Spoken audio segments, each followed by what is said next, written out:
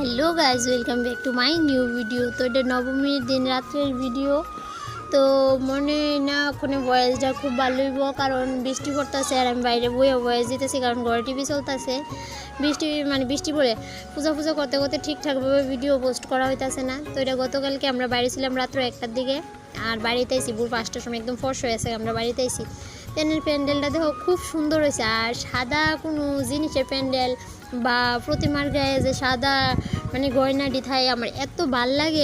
সাদা জিনিসটা খুব ফুটে, কিন্তু সাদা জিনিসটারে গুছায় রাখুন, এটা একটা বহুত বড় ব্যাপার। ট্রেনের মূর্তিটাও দেখো খুব সুন্দর হয়েছে।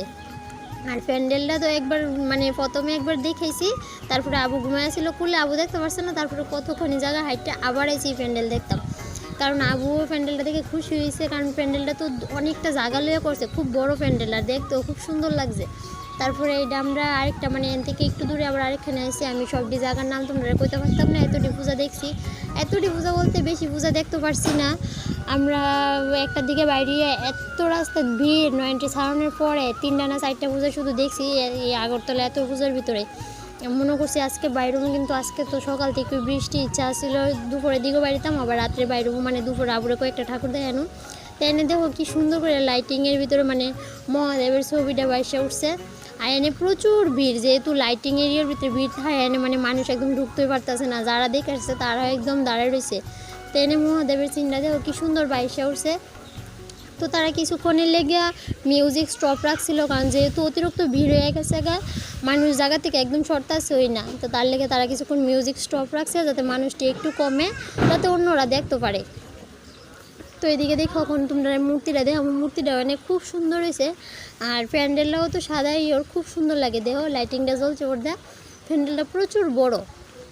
তারপরে সামনেও তারা একটা রামের মূর্তি রাখছে, খুব সুন্দর হয়েছে দেখো। তারপরে এদিকে এদিন তো লাইটিংয়ের সবটাই দেখো প্রচুর লাইট, মানুষ অতিরিক্ত ভিড় করে যাচ্ছে, কারণ লাইটিংয়ের সবাই ভিডিও করতেছে।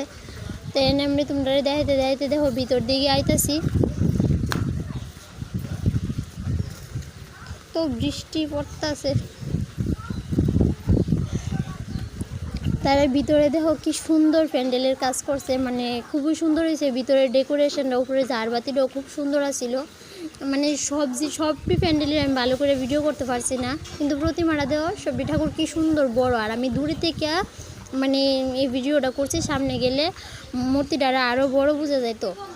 তারপরে এদিকে আমরা গেছিলাম লাল বাহাদুর ব্যায়ামাগার, কিন্তু এনে রাস্তা দিয়ে যাইতে ভিতরে ঢুয়ার দিয়ে এদিকে রাস্তার দিকে ছোটো মূর্তি যে পূজা করে তারা এনে করছে এই জায়গাটা, কিন্তু তার থিম কি তা